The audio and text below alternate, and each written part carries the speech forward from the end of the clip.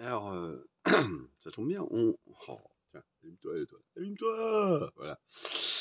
On m'a demandé si je comptais refaire des vidéos concernant l'actualité ou des sujets, voilà, de société, disons.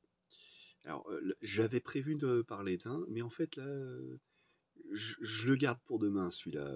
J'en parlerai et si que ce soit ma chaîne ou ma vidéo saute à cause de ce sujet, vous saurez à quoi vous en tenir. Vous saurez qui sont les maîtres du monde, ou tout au moins ceux qui prétendent, se croient en bon droit de le penser. Je reviens donc là sur le sujet de ce soir. Euh, donc, n'allez pas croire que tous mes pensées ne tournent qu'autour du même thème. Non, non, non. Mais l'actualité le veut ce soir. Voilà. Et c'est à ma maman que je dois le sujet, effectivement, parce que j'y avais pas pensé sur le coup, de cette façon-là.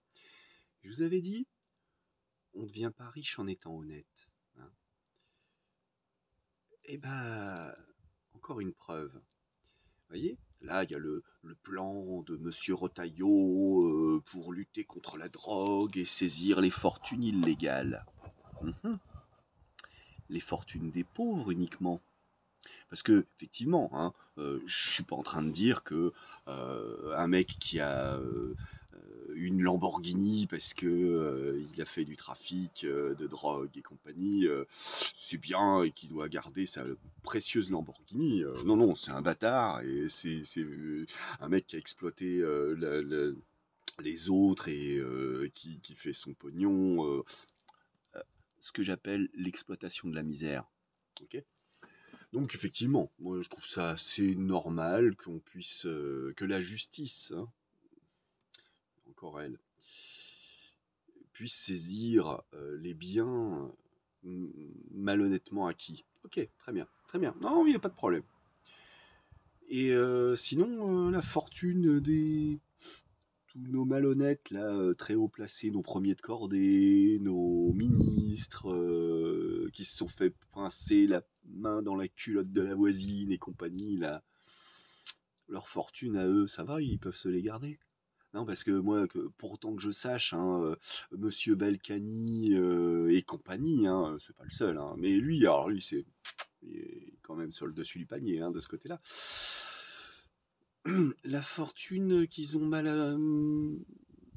acquis de façon malhonnête, bah la justice leur laisse, hein, en définitive. Hein. Alors, Monsieur Balkany, il a dû rendre pas mal de pognon. Hein. Faut dire que vu tout ce qu'il a piqué, quand même.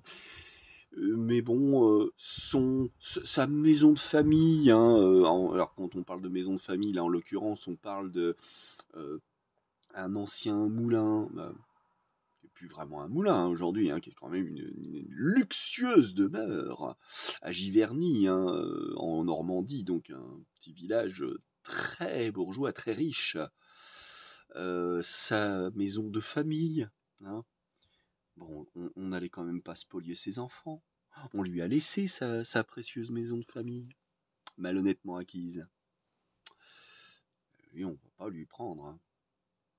On va pas prendre le pognon de tous les Dassault, Chirac et tous ces gens-là qui ont largement piqué dans la caisse. Toutes ces fortunes-là, elles resteront bien au chaud là où elles sont. Voilà. Donc les fortunes des pauvres, ouais, là, n'hésitons pas, tapons dedans. Hein. Des pauvres malhonnêtes, des pauvres qui ont volé, triché, je ne sais quoi encore. Ça, il n'y a pas de problème, on peut leur piquer, c'est légitime. Mais les fortunes de tous ces autres-là, celles-là, on n'y touchera jamais. Voilà. Encore une fois, hein, on ne devient pas riche en étant honnête. Allez, ciao, à plus.